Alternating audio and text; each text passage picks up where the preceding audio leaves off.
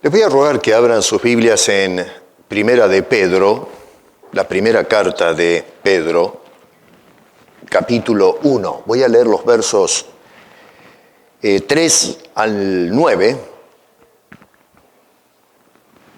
y vamos a desarrollar y extraer algunas ideas, siendo que hoy recordamos la resurrección del Señor Jesucristo. Pedro dice, o inicia la carta después de la salutación en los versos 1 y 2.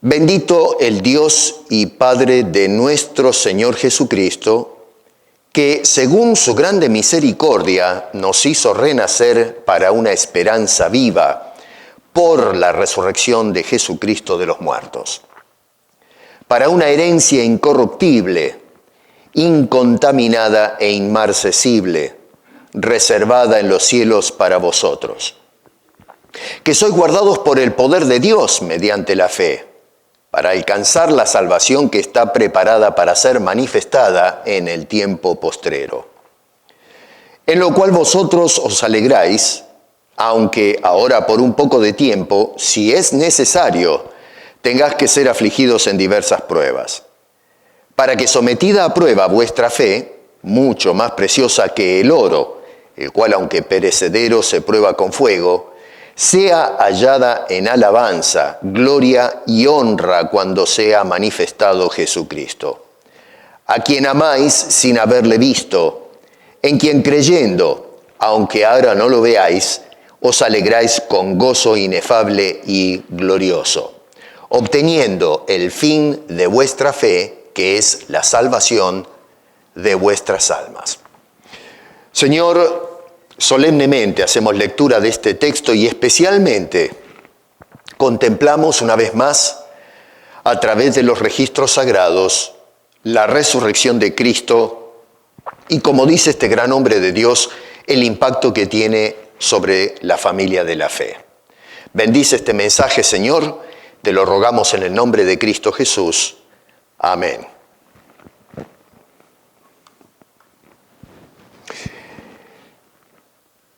Hay una conexión sobresaliente y vital entre el tema de la resurrección de Jesucristo y la salvación de cada una de nuestras almas.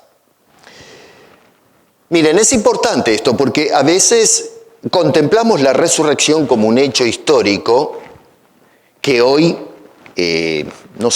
personas serias y honestas con los datos o la información que tenemos, no se atreve honestamente a plantear una tesis que niegue dicha resurrección. Existe cierto sector intelectual en la sociedad, no solamente de ahora, sino de mucho tiempo atrás, que han descartado el tema de la resurrección por razones obvias.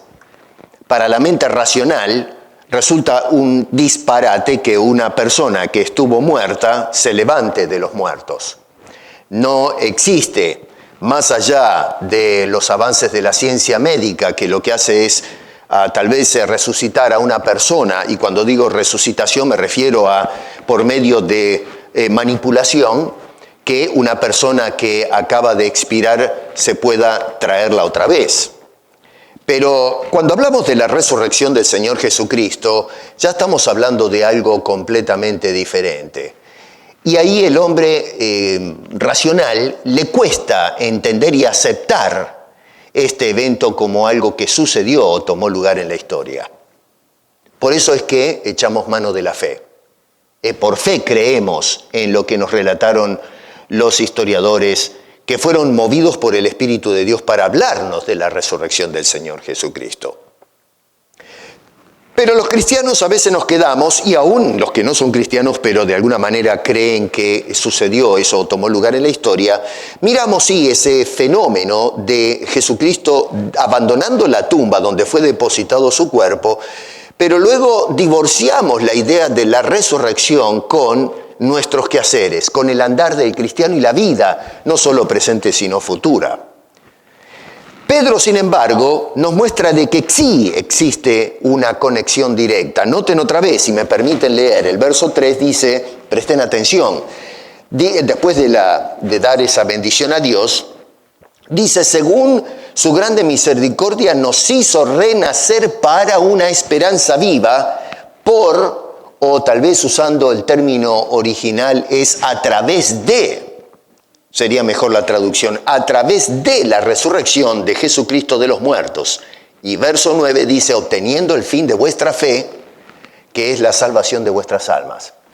Así que observen ustedes la resurrección, a través de la resurrección de Jesucristo, se nos va a indicar una serie de cosas en el contexto, pero a donde apunta este hombre entonces al final es la salvación de vuestras almas. Así que, repito y subrayo esto, hay un vínculo directo entre lo que el Señor Jesucristo o el poder de Dios hizo al levantarlo de los muertos y la salvación de cada una de las almas de aquellos que han depositado su fe en la persona de Jesús. En la resurrección del Señor Jesucristo, y acá voy a hablar un poco más en forma expansiva acerca de lo que es la teología de la resurrección, el apóstol Pedro no entra en detalles porque da por sentado que la gente entiende esto. Pero entonces, en cuanto a las Escrituras, hay tres cosas fundamentales que quedan claras o que se manifiestan o quedan probadas a través de la resurrección del Señor Jesucristo. A ver, cuando nosotros miramos este asunto y lo leemos en las Escrituras, la pregunta normal es, bueno, pero ¿para qué Dios levantó a Cristo de los muertos? Y a lo menos podemos acertar con tres respuestas. La primera de ellas se trata del poder de Dios en acción. Cuando nosotros miramos a Jesucristo, y digo miramos en el sentido de lectura y reflexión me refiero, ¿no? Cuando contemplamos o meditamos en la resurrección según los registros sagrados, lo primero que observamos es que hay un poder que está fuera de los parámetros de la capacidad humana que ha podido levantar al Señor, el cuerpo del Señor Jesucristo y devolverlo a la vida. No queda ninguna duda que lo que sucedió en aquel entonces en la cruz es que Jesucristo expiró la vida. El Señor Jesucristo murió en la cruz. Y es por eso que fue depositado en una tumba. Pero lo que nos dice es que no quedó dentro de la tumba, y esto otra vez insisto es lo que crea toda una polémica, sino que dice que el poder de Dios levantó al Señor de ese lugar. Cuando nosotros miramos este asunto, no solamente nos habla de que Dios o prueba la existencia de Dios en un sentido argumental, es una de las tantas evidencias que podemos echar mano. Pero lo más importante, más allá de la existencia de Dios, nos habla de la capacidad de ese Dios que existe. En los círculos místicos de la antigua Grecia existían, y aún en Roma también, existen panteón de dioses que le adjudicaban las creencias de la época cierto poder. Pero en todos esos dioses o divinidades en las cuales la sociedad ponía su confianza, era un poder limitado. Tal es así que había cierta correlación entre un dios y el otro, y entonces, unidos todos juntos y en participación, podían lograr grandes portentos, según creían. Obviamente todo esto es un mito, es una fantasía. Pero esa era la manera de pensar de la gente. Y entonces, para poder, en fin, llevar la sociedad adelante, tenían un conjunto de dioses que, en suma, lo que hacían era mantener ley, orden, fertilidad y una serie de cosas para la existencia normal del hombre. Cuando nosotros vamos a las Escrituras, la creencia o la teología de las Escrituras rompe completamente con ese tipo de creencia supersticiosa. Se nos habla de Dios, no un Dios, sino de Dios. Dios existe. Por eso la Biblia comienza diciendo, en el principio Dios fue el que creó, no un Dios, todas las cosas. Pero en este acto de la resurrección estamos observando el inmenso poder que tiene Dios, no un Dios. Y tomen nota que cuando se habla de poder, estamos hablando de un poder sobre la vida y la muerte. Estamos hablando de un Dios de absoluta majestad y soberanía. No soberanía sobre los quehaceres del hombre, que ciertamente Dios dirige las acciones de la historia, pero trasciende ese poder. Y lo vemos justamente manifestado en la resurrección. Dios no tiene ningún impedimento cuando tiene que tratar con la muerte. Es soberano sobre la muerte. La muerte no se enseñorea de Dios.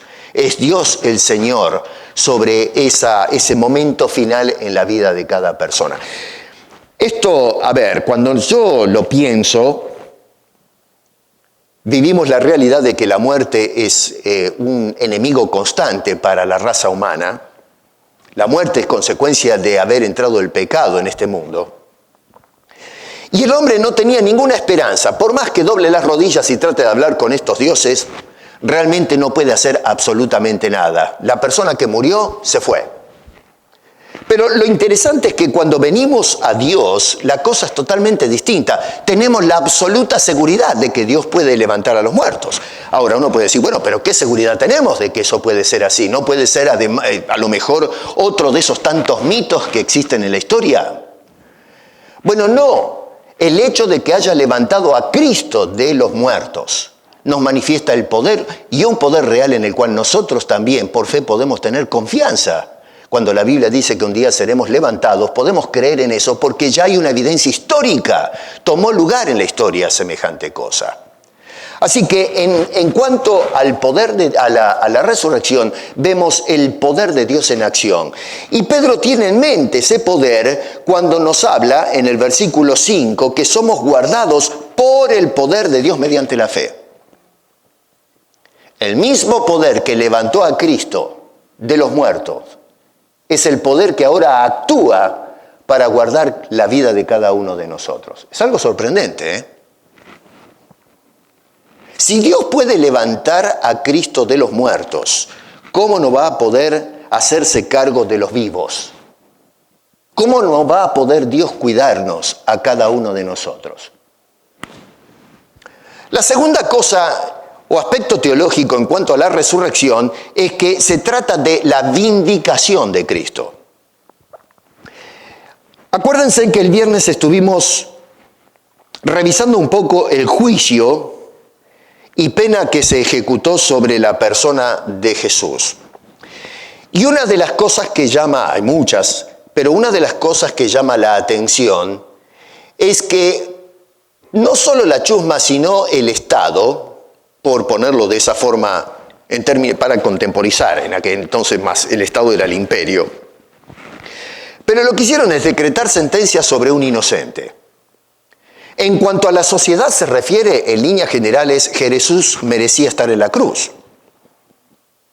Sin embargo, lo que vamos a observar es que ese delincuente, según la sociedad, que por cierto, ellos reconocieron que era inocente, pero lo mataron de todas maneras. Eso es un linchamiento lo que sucedió, francamente. Un bochorno en la historia, una mancha en la raza humana.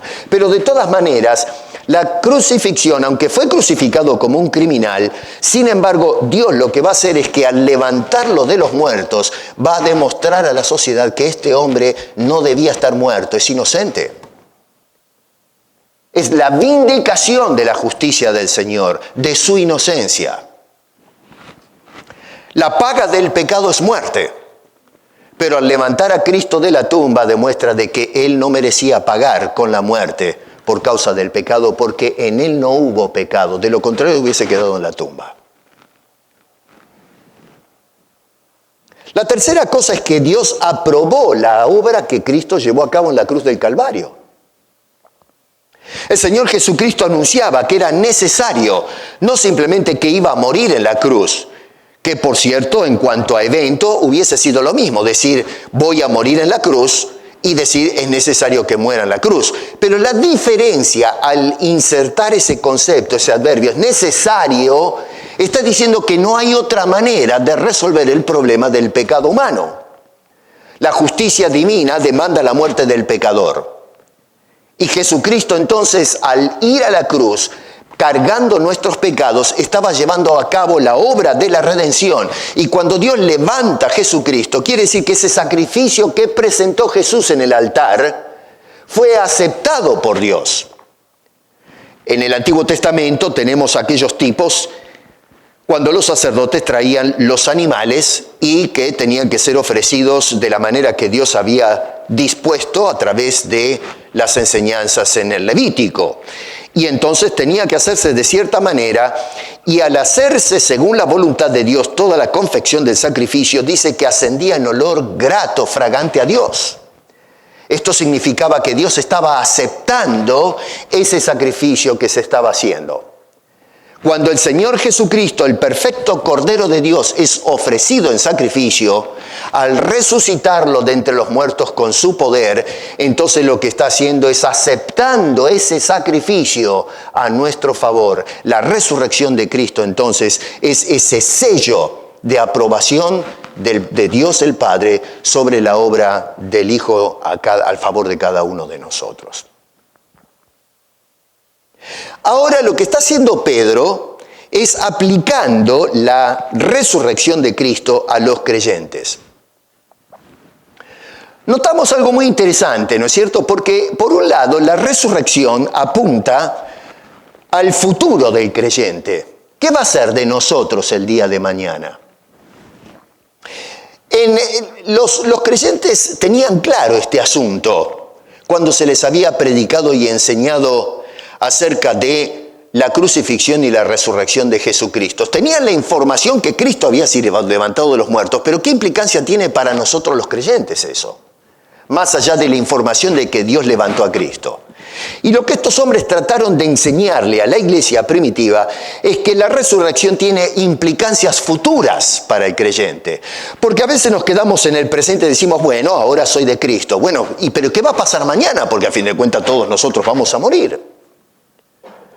El apóstol Pablo escribe a la iglesia de los Corintios, que por cierto es una cosa rara, pero había algunos que parece que no creían en la resurrección, y es por eso que en el capítulo 15 tiene que hacer un essay, un ensayo, tratando de demostrar con argumentos lógicos y basado en lo que tomó lugar, que realmente la resurrección es un hecho real. Y que de negar la resurrección, entonces nuestra fe no tiene ningún fundamento y ninguna esperanza.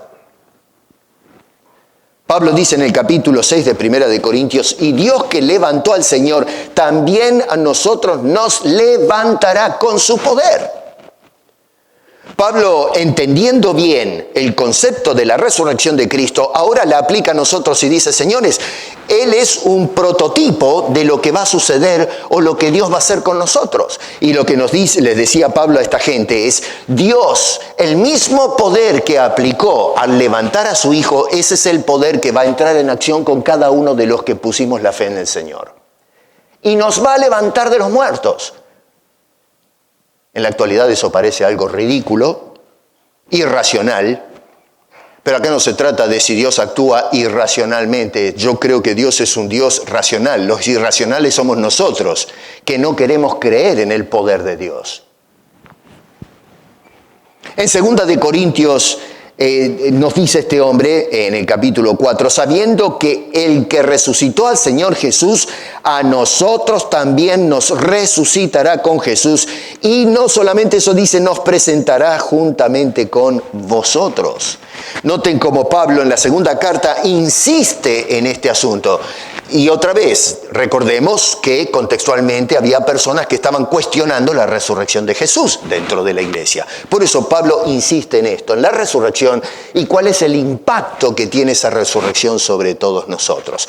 Lo que dijo Pablo no fue para esa gente de Corinto solamente. Las cartas eran circulares y entonces se leían en las iglesias y esto llegó a ser un fundamento doctrinal para la iglesia a través de la historia. Lo que Pablo dijo nos implica la vida de cada uno de nosotros. Es un llamado a tener fe. La otra cosa es que apunta a la resurrección presente del creyente.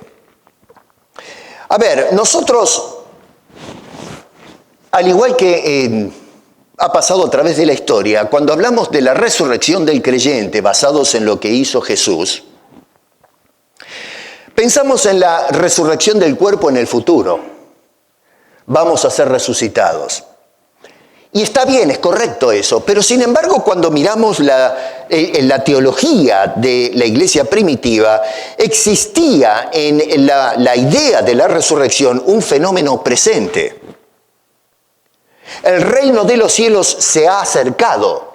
Hay algo que está sucediendo ahora. No quiere decir que cortaron el cordón umbilical con el mañana, con el futuro. Por supuesto que miraron al futuro. Pero el futuro no está desligado del ahora. Los creyentes creían en la resurrección no solamente futura, sino la resurrección presente. Y Pablo también lo dejó asentado en las Escrituras cuando él escribía a las iglesias. En Colosenses capítulo 12 dice, sepultados con él, no que seremos, sino que ya estamos. Dice, sepultados con él en el bautismo, en el cual fuisteis también resucitados con él. Noten que ya no se habla como Pablo le escribía a los corintios, que tenían un problema en cuanto al tema de la resurrección, y les decía, vamos a ser resucitados. En cuanto al cuerpo se refiere, ciertamente va a vencer los dolores de la sepultura o la prisión de la sepultura, y nuestros cuerpos serán levantados, incluso aquellos que ya se hayan disuelto. Es el poder de Dios. Pero en el presente, aun cuando todavía no hemos visitado el sepulcro, ya nuestros cuerpos, nuestras vidas han sido resucitadas. Así es como lo veía el apóstol San Pablo. El impacto que tiene la resurrección y el poder sobre nuestras vidas. Repito, dice, en el cual fuisteis también resucitados con él, y explica que esto fue mediante la fe en el poder, otra vez, de Dios, que le levantó de los muertos. No solamente el poder de Dios levantó a Cristo y el poder de Dios nos va a levantar en el futuro, pero nos está diciendo que hemos sido ya levantados. Hay una unión mística con el Señor Jesucristo. Hoy estamos resucitados, en este caso espiritualmente. Nos dice, por ejemplo, y da la explicación Pablo de esa realidad en el verso siguiente. Dice, y a vosotros estando muertos en pecados y en la incircuncisión de vuestra carne, os dio vida, juntamente con él perdonándoos todos los pecados. ¿Se da cuenta? Así que Pablo mira la realidad, no solamente física, vamos a morir físicamente, eso es parte de la entrada del pecado, pero también estamos muertos espiritualmente. Pablo dice en Efesios, en delitos y pecados. Bueno, pero ¿qué sucede con la vida espiritual de la persona? La Biblia dice que vamos a ser levantados en cuanto al cuerpo se refiere, pero ¿qué de la vida espiritual? Y Pablo dice, ya estamos espiritualmente resucitados, hemos sido traídos a la vida otra vez por el poder de Dios. Usualmente cuando se habla hoy de la resurrección del creyente, se lo contempla proyectada hacia el futuro. Y tú y yo, habiendo puesto la fe en Cristo, ya estás resucitado. Dios te dio vida nueva. A esto le llamamos regeneración, el nuevo nacimiento. Y es el poder de Dios, no la voluntad humana, la que levanta a esa persona, lo resucita, lo trae a la vida. El hombre es considerado o descrito como muerto en delitos y pecado, pero ahora el poder de Dios nos trajo a la vida, nos hizo resucitar con Cristo. Y en este acto de resucitar vemos esa unión vital, mística con el Señor. Cuando Dios levantó a Cristo, nos estaba levantando también a nosotros.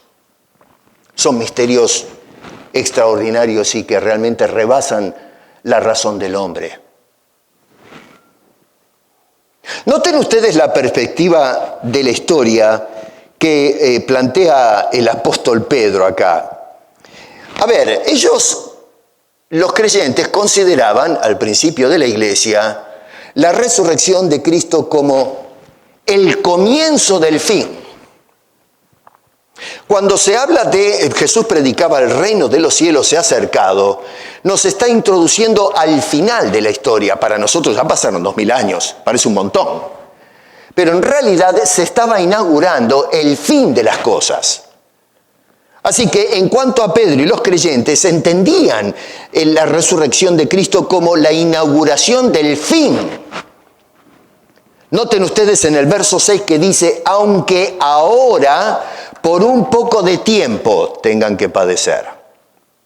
Uno podría pensar, bueno, pero cuando dice, siendo que en el contexto los creyentes están sufriendo, que se refiere específicamente a estos creyentes que están en la dispersión, están desparramados, expatriados, que se está refiriendo a esa generación de personas que sufren y le está diciendo, bueno, aguanten un poco porque ya les va a pasar el sufrimiento, eventualmente se van a morir y van a ir con el Señor. Sí, en un sentido está dando esa idea, pero en un sentido más amplio se está refiriendo a ese tiempo escaso, corto, como el tiempo este que estamos viviendo hasta la venida de Cristo.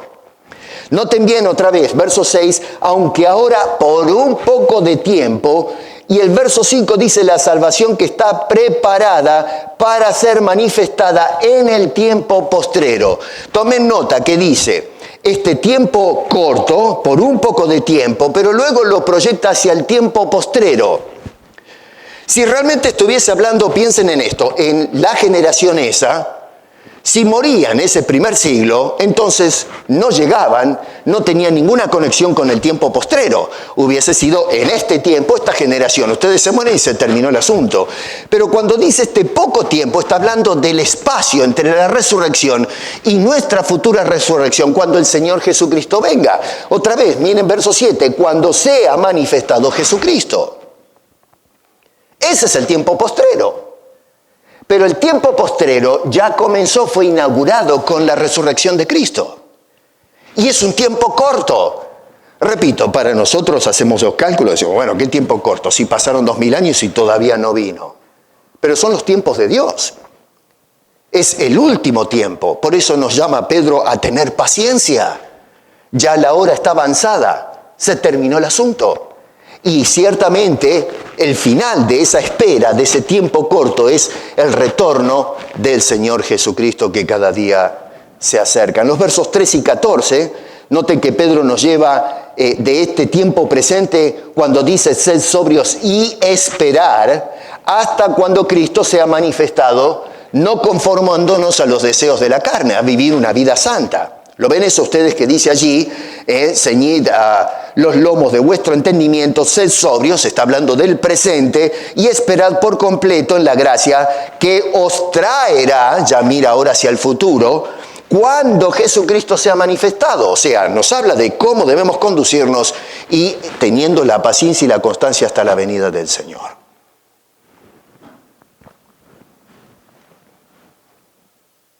En estos versos, Pedro le está diciendo a los creyentes que Dios nos hizo renacer, verso 3, nacer de nuevo, otra vez insisto, es la regeneración, pero noten que nos dice al final del verso 3, por o a través de la resurrección de Jesucristo de los muertos. Insisto, Pedro lo que le hace entender a esta gente esa unión vital que nos conecta con la obra y la persona del Señor Jesucristo y ahora específicamente con su resurrección. Así como Él ha pasado de muerte a vida, nosotros en Cristo Jesús mediante el ejercicio de la fe también hemos, no que vamos, sino que ya hemos pasado de muerte a vida. Tú eres un resucitado. Ciertamente que va a resucitar nuestros cuerpos, pero en cuanto a la vida espiritual, tú eres una nueva vida. Tú ya naciste de nuevo. Si has aceptado a Cristo como Salvador, eres una criatura nueva. Por eso es que Pedro demanda que se conduzcan de una manera acorde a esa nueva realidad. Porque con Cristo hemos sido crucificados en el bautismo y hemos muerto con Cristo y hemos sido resucitados con Él. Pero esto es importante porque entonces cuando recordamos la resurrección es una especie de espejo en el cual nos miramos nosotros. No solamente vemos que Jesús fue levantado por el poder de Dios, pero nos refleja la realidad de que nosotros ahora hemos sido levantados con Él. Y por lo tanto debemos vivir de una manera tal como hijos resucitados por el poder de Dios. Y entonces el apóstol Pedro nos va a dar una serie de objetivos y de beneficios actuales acerca de la resurrección que Dios llevó a cabo en Jesucristo. Noten que dice renacidos a través de la resurrección de Jesucristo.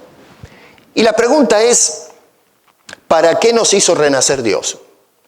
Mediante la resurrección de Cristo. Podemos ponerlo de otra manera. A través de haber resucitado a Cristo Jesús, nos hizo renacer a nosotros. ¿Pero para qué? ¿Por qué hizo Dios esto? Y Pedro eso es lo que va a empezar a desglosar. Nos dice que lo hizo, verso 3, para que tengamos una esperanza real, una esperanza viva, una esperanza palpitante. Cuando nosotros miramos la sociedad contemporánea, si nos inmiscuimos un poquito en la manera de pensar y cómo el hombre trata de construir en sus ilusiones un mundo mejor, y lo que vemos es el constante fracaso de la construcción ideológica del hombre para hacer una sociedad mejor. Avanzamos en algunas cosas. No cabe duda que hoy estamos viviendo como sociedad mejor que en la Edad Media. Pero sin embargo, observamos que a pesar de todo no logramos construir el mundo ideal. No alcanzamos la utopía y no la vamos a alcanzar jamás. Hemos levantado diferentes ideologías, llamémosle postmodernas, si se quiere, saliendo de la Segunda Guerra Mundial. A eso me refiero con el postmodernismo. Esta nueva manera de pensar, el concepto filosófico que trasciende ya o saltó la barrera de los tiempos modernos. En los tiempos modernos el hombre que despertó intelectualmente o académicamente en la época de la Iluminación pensó que ahora que el hombre es un ser racional y confía en el hombre, vamos a lograr construir el mundo ideal. Lamentablemente fue un fracaso. Las dos guerras mundiales lo que hicieron es partir por el medio ese ego hiperinflado de la naturaleza humana, de la filosofía humanista. Y entonces, después de la guerra, el hombre se hizo más cínico en cuanto a lo porvenir. Y hoy, francamente, en el siglo XXI observamos que la cosa no va, la máquina no está bien aceitada, todo sale mal. Tenemos una falsa ilusión. El hombre está perdiendo las esperanzas en el hombre. Algo no está funcionando bien. Así que el hombre o bien no tiene esperanza en que hay algo más allá de la existencia o de la vida, este concepto nihilista en que el hombre muere y se terminó todo, o en su defecto hay personas que tienen la esperanza en algo en el más allá, pero es una falsa esperanza porque en la realidad existencial el hombre la única esperanza que puede tener es que se va de cabeza al infierno. El apóstol Pedro nos dice que nosotros, mediante la resurrección de Jesucristo, hemos renacido con un propósito claro y es para una esperanza, no como la que tienen los hombres, sino una esperanza real. De lo contrario, si la esperanza nuestra no es real, entonces Dios miente, la resurrección es un mito, una falsa, no tiene ninguna implicancia para nosotros. Pero Dios nos levantó de los muertos espiritualmente para que nuestra vida diaria tenga la esperanza real, verdadera, bien fundamentada de algo que va a venir por delante. ¿Qué es? Número 1, esperanza en el retorno de Cristo. Cristo ya vino una vez. Los hombres del Antiguo Testamento que fueron fieles tuvieron la esperanza de la venida de aquel que fue anunciado. Y vino. Y eso debería ser para nosotros un testamento de que podemos confiar, porque Dios ya obró en la historia diciendo, voy a enviar a un Salvador. Y ciertamente que lo hizo, Dios cumplió su palabra. Y nos habla que el Salvador va a retornar otra vez. Y entonces, así como Dios habló y cumplió su palabra, entonces ahora tenemos la absoluta seguridad, por eso es una esperanza real, viva, de que Cristo va a volver otra vez a este mundo. Y no solamente eso, pero en el verso 9 dice que se llevará a cabo, Dios nos hizo renacer para la salvación final de nuestras almas. La salvación en cuanto al pecado se refiere, ya se llevó a cabo. Dios perdonó en Cristo Jesús nuestros pecados. Lo perdonó habiendo muerto alguien en nuestro lugar. No se trata de una amnistía celestial, sino que alguien murió por nosotros. Y es por eso que Dios nos otorga el perdón. En el caso de la política, a veces se extiende una amnistía a alguien que cometió un delito sin que tenga que pagar por su culpa. Por el tema de tratar de calmar la tensión social, entonces se le da o se extiende un perdón a una persona que no lo merece. Ciertamente que es un perdón por gracia, pero nadie pagó por el delito. En el caso de Dios, alguien pagó completamente el delito de todos los pecadores, y es Cristo Jesús. Los que depositamos la fe en el Señor, se aplica el sacrificio de Cristo, y Dios nos perdonó en la muerte de otro en nuestro lugar. Así que allí es donde está el perdón, la salvación de nuestras almas en el ámbito forense. Pero todavía Pedro está mirando, escribiéndole a estas personas diciendo que todavía la salvación continúa. Va a haber un futuro en que también nuestros cuerpos, que tal vez se queden en la tumba por un tiempo, van a ser levantados. El proceso de la salvación, teológicamente esto le llamamos la santificación, pero tiene su fin. Apunta hacia un futuro. Nosotros tenemos esa esperanza viva que el hombre sin Cristo no tiene, por más que crea en ilusiones. En segundo lugar, nos hizo renacer mediante la resurrección de Jesucristo para un legado inalterable. Dice en el versículo 4, para una herencia. Observen esa palabra para, que responde al por qué o para qué Dios hizo esto en Cristo Jesús. Para una herencia incorruptible, incontaminada e inmarcesible, reservada en los cielos para vosotros. Nuestro legado, el legado que nos dejó Dios, hermano querido, es una herencia preciosa. Y una herencia es ese conjunto de bienes que obtiene una persona por testamento. En nuestra cultura, cuando los padres fallecen, los bienes usualmente pasan, legalmente hablando, o son heredados por los hijos o los parientes, en fin, personas más cercanas a estas personas que fallecen. Pasan por herencia. Bueno, en este caso se habla entonces que Dios nos está otorgando algo que no nos corresponde, y sin embargo Dios nos hace partícipe de ello, somos herederos. Nos habla, cuando leemos el verso 4, nos damos cuenta, según las palabras de Pedro, que esto que menciona, esta herencia, es una herencia real. No es algo figurado. Todo lo que está diciendo en cuanto a resurrección, poder de Dios, existencia de Dios, es real. No son alegorías. Por lo tanto, cuando habla de una herencia, siguiendo el contexto del pensamiento petrino, está hablando de una herencia real, tangible, es palpable. Ciertamente somos, no que vamos a hacer, sino que somos herederos de algo que vamos a apreciar cuando el Señor nos permita entrar a tomar posesión de eso, pero ya es nuestra. Estamos, debido a que Dios es nuestro Padre, como hijos ahora, recibimos los bienes de ese Padre. Ya somos hijos, ya somos propietarios de esa herencia. Todavía no la recibimos. Así como, mis padres fallecieron y entonces recibo la herencia, pero mientras están vivos, aunque soy el heredero, todavía no la recibo. Pero legalmente ya soy el heredero. De la misma manera nosotros somos herederos de una herencia real. No es un sueño. Cuando comparamos esto con la teología romana acerca de los dioses, el panteón de dioses, sí, prometían un montón de cosas, pero era toda una fantasía, era un invento humano. En cambio, el cristianismo ofrecía una herencia verdadera. No solamente eso, pero una herencia permanente. Esto es algo extraordinario porque, las cosas materiales tienen la tendencia a descomponerse, a quedar en el tiempo. El hombre lo que quiere es heredar las cosas materiales en el ahora, en el presente, y realmente no pone atención en lo que viene en el mañana. Con esto no quiere decir que no debemos ser usufructuarios de los bienes presentes que Dios pone a nuestro alcance, cuando los adquirimos en una manera correcta. Pero cuando toda nuestra esperanza está puesta en eso y nos aferramos a esos bienes temporales pensando que con eso nos vamos a salvar, estamos en un serio problema. El Señor Jesucristo, cuando predicó el Sermón del Monte, en parte del sermón dijo, miren, es tremendo esto, dice, no os hagáis tesoros en la tierra. ¿Por qué dijo Jesús eso?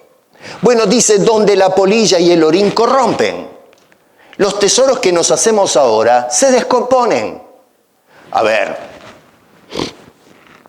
yo creo que la mayoría de los que estamos acá tenemos casa o alquilamos una casa. Si no estamos todo el tiempo con el destornillador y el martillo, se nos viene el techo encima. Si no se pincha un caño, se rompe la puerta, o qué sé yo, no se abre la puerta, o se desconectó o el caño del gas. Siempre tenemos que volver a pintar la parte de afuera porque se nos cae la madera a pedazos. Pero tenemos que estar, yo tengo que hacer una insulación en mi casa, porque no se nos mete el frío. Y en fin, tenemos que estar constantemente poniendo atención porque las cosas que tenemos se deterioran. Los coches. ¿Cuánto dura un auto? En este país, y qué sé yo, si lo cuida un poco le dura 10 años, pero después de los 10 años, si llega, se le empieza a caer a pedazos. La sal se traga la chapa y eventualmente si no hace algo, usted va a terminar sentado en el asfalto. Las cosas se echan a perder. Es terrible cuando la gente se agarra de las cosas, invertimos fortunas en las cosas y en realidad no estamos invirtiendo, estamos tirando el sudor, la fuerza, la vitalidad, la juventud en cosas que se van a ir. Otra vez, tomando el ejemplo del auto, uno invierte un montón de plata en el auto, pero es plata tirada. Sí, nos sirve mientras nos lleva de un lado para el otro, pero eventualmente ese auto se va a gastar y la plata que usted puso se fue, se terminó.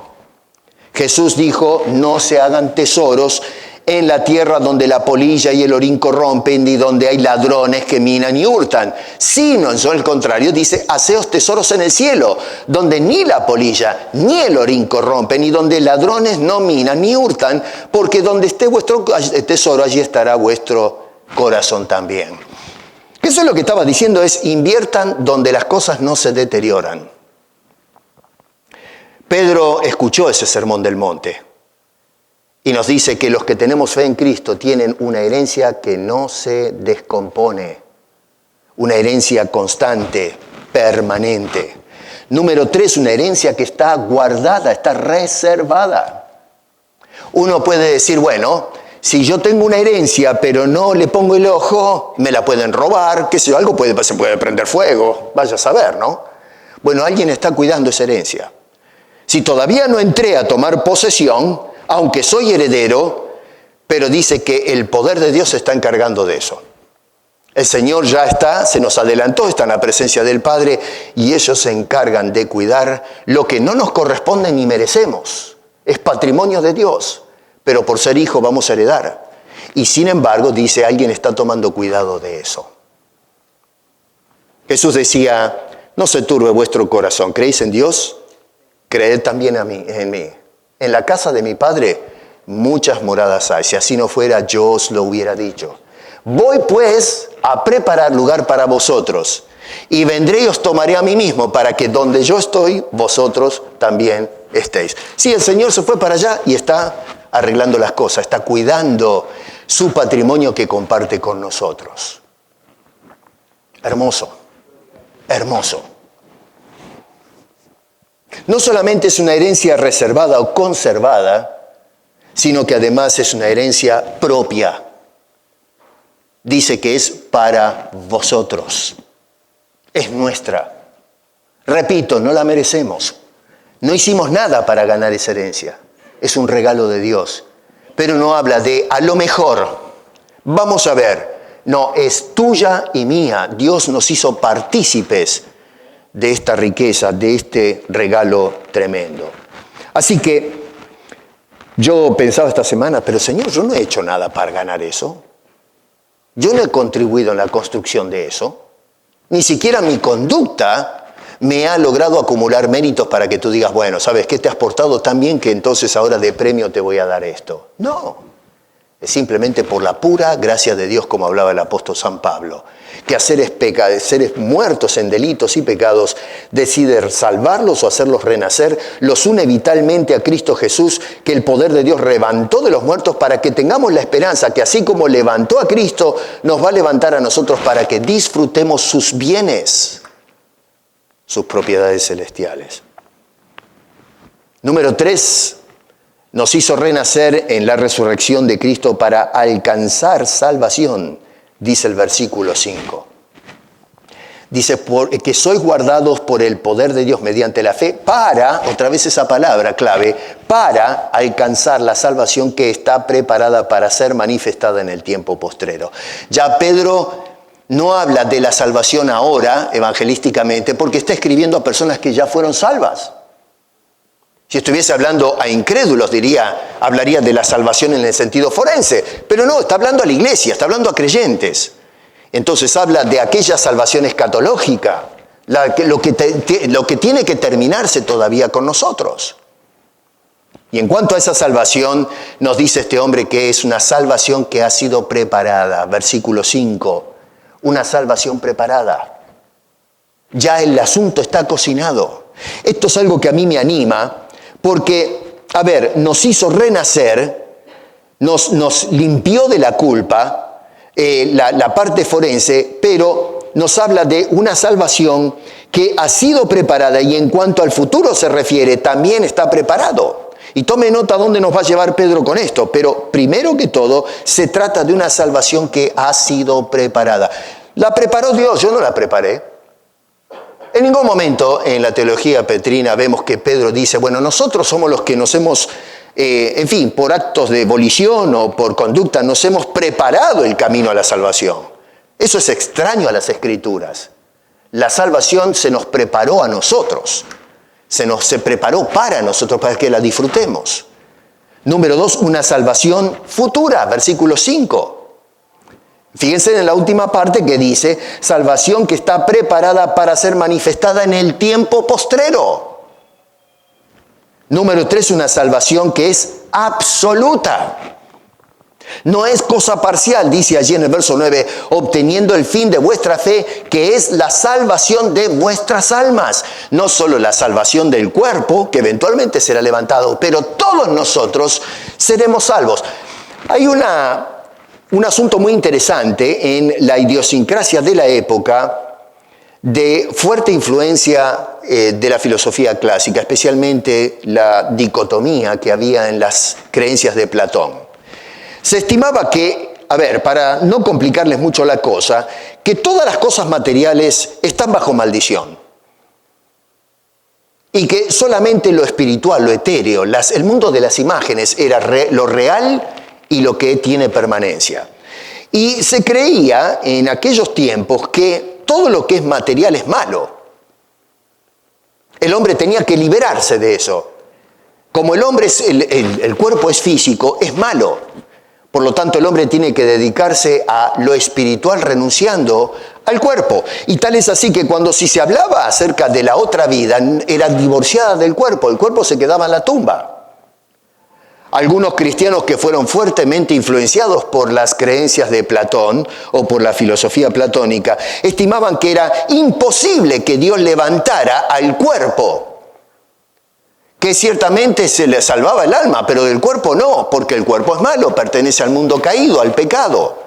Y es por eso que otros llegaron a decir que es imposible que Dios asuma forma humana, porque siendo puro y perfecto no podía asumir la forma de algo que está dañado por el pecado, el cuerpo humano. Y luego, por supuesto, el tema de la resurrección que, vuelvo a repetir, algunos en la iglesia estimaban que no podía ser, porque si Cristo, el cuerpo, había sido resucitado, entonces hay una conexión, un matrimonio entre lo espiritual y lo carnal, cosa que no podía entrar en la mente de algunos pensadores. Pero la Biblia nos dice que Dios, cuando nos creó, nos hizo bueno en gran manera, no el alma o el espíritu, sino todos nosotros. Lo que pasa es que quedamos afectados por causa del pecado. Dios lo que hizo fue enviar a Cristo para morir por nuestros pecados y trata con esa naturaleza caída y nos levanta completamente, no solamente la parte espiritual que se llevó a cabo cuando aceptamos a Cristo, pero eventualmente nuestros cuerpos también, y vamos a unirse, cuerpo y alma, y todo estará en la presencia de Dios. Una tremenda esperanza para los cristianos, para alcanzar salvación. Y esto entonces, cuando habla acá de una salvación preparada, futura, absoluta, a fin de cuentas uno se pregunta, Pedro, ¿qué es lo que estás tratando de decirme? ¿Qué quieres dejar en nuestra mente, en nuestro corazón? Y Pedro, al decirnos esto, al hacer este diagrama, lo que está diciendo es, ¿tu salvación está segura? El objetivo de Pedro, estas personas sufrían, pero lo que quiere indicarles, ellos pensaban que, bueno, debido a la mano de los romanos estamos sonados. Tu salvación está segura, debido al poder de Dios, a través de la resurrección de Jesucristo, ha asegurado sin ninguna duda nuestra salvación. Esto es algo tremendo porque a veces la gente piensa, bueno, la salvación realmente no está segura, depende de mis acciones. No, depende de lo que hizo Dios en Cristo Jesús. Si nosotros no vivimos en santidad, como dice Pedro, entonces no eres redimido, no has nacido de nuevo, sigues en delitos y pecados. Pero la persona que ha sido regenerada, que ha resucitado con Cristo, vive de una manera diferente. Esa persona ha pasado de muerte a vida y vive entonces para la gloria de Dios. Ahora bien, mientras nosotros esperamos el cumplimiento de estas hermosas promesas vivas que plantea el apóstol Pedro acá por inspiración, ¿qué del presente? ¿Qué mientras nosotros esperamos el retorno del Cristo resucitado? Y bueno, Pedro, a través de esa resurrección, nos va a hablar de ciertos beneficios presentes. Repito, mientras esperamos el cumplimiento final de todo esto. Y esto es lo que quiero que te lleves al corazón cuando salgas de acá. Número 1, Pedro dice que hoy somos guardados por el poder de Dios. Versículo 5. Guardados, protegidos, conservados. Mira el contexto. Está escribiendo a gente que está sufriendo. Expatriados por la persecución. Quizás hoy en la actualidad no somos perseguidos por nuestras ideas cristianas, pero tal vez pasamos otros problemas, otras adversidades, incluso la enfermedad, la falta de trabajo, problemas en casa, no sé. Pero dice que el poder de Dios guarda a sus hijos. Y los guarda porque ha prometido que va a hacer ciertas cosas. Por lo tanto, está ligado a esa promesa. Y entonces, para poder otorgarnos eso, tiene que guardarnos providencialmente para que eventualmente lleguemos a hacer cumplimiento de lo que Dios nos ha prometido. Estamos guardados. Esto es una cosa tremenda porque, a ver, si paso por problemas, yo sé que estoy bajo la poderosa mano de Dios que está cuidando mi vida, me está ayudando. A veces se puede pensar cuando encaramos situaciones, Dios me dejó a un lado, se olvidó de mí, ¿dónde está el Señor? Bueno, Dios está y está guardando tu vida y la mía. Número 2, verso 6, somos refinados por el poder de Dios. Dios, acá Pedro usa el trabajo de el orfebre, ¿no? La persona que trabaja con los metales preciosos para hacer joyería. Y bueno, cuando agarran las pepitas de oro, qué sé yo, de la piedra, la montaña, a veces los ríos, lo que hay que hacer es que al oro ese hay que purificarlo. Y entonces lo meten en el horno. Yo no sé bien cómo es el sistema, pero le meten fuego. No sé si en la actualidad harán lo mismo, a lo mejor usan químicos, qué sé yo, cómo es. Pero en aquel entonces se tiraba al horno. ¿Y qué pasa? El oro se derrite, se funde. Y entonces comienzan a separarse las cosas. El hombre puede mover fácilmente del interior, a lo mejor del oro, lo que no es oro, y entonces deja el oro puro del otro lado. Si usted tiene una pepa de oro y adentro hay una piedra o alguna cosa, ¿cómo la va a sacar? Necesita abrir eso para extraer lo que no es oro. Así que la persona mete eso en el fuego y comienza a fundirse el oro para un costado y queda lo que no es oro expuesto y eso se tira. Bueno, Pedro está usando esa figura para mostrarnos cómo está trabajando Dios con nosotros. Nos abre, nos funde, nos pasa por las pruebas para que lo que es de la carne, lo que no es de Dios, lo que no es del Espíritu, pueda ser removido, expuesto, lo que no sirve, lo que no va a heredar el cielo. Y entonces de esa manera queda lo que realmente es puro, lo que es perfecto. Y eso es trabajo de Dios. No soy yo el que me saco las impurezas, sino que es Dios trabajando en nosotros. Lo que tenemos que hacer es como hace el oro. En lugar de resistir las manos del fundidor o del orfebre, lo que hace es simplemente quedarse inerte y dejar que el hombre trabaje tranquilo. Y eso es lo que se espera de nosotros cuando nos sometemos al Espíritu de Dios. Deja que Dios trabaje en tu vida. No fuerces la mano de Dios. Dejemos que Dios trabaje como se le antoje. El problema es que a veces resistimos al Espíritu, resistimos la mano del divino alfarero.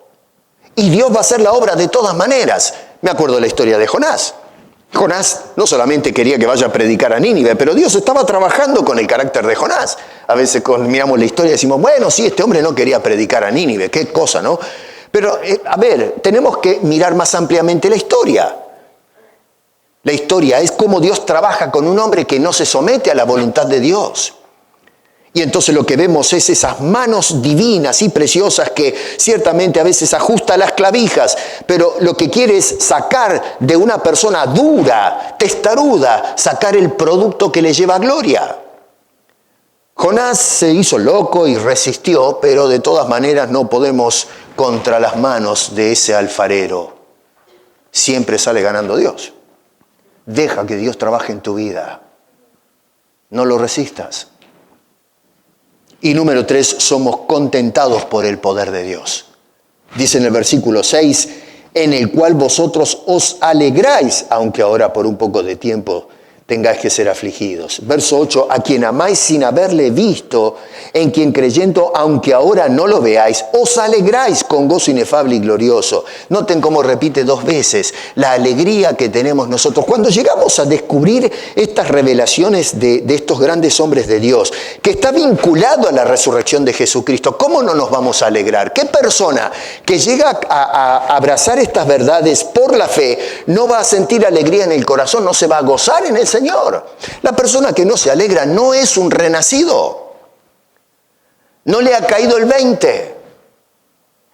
Y es por eso la importancia de venir con fe a los pies del Salvador, para que podamos experimentar el gozo no solo de la salvación presente, sino de todavía lo que Dios va a hacer en el futuro y que va a suceder porque así lo ha determinado Dios, el Dios de todo poder y toda gloria.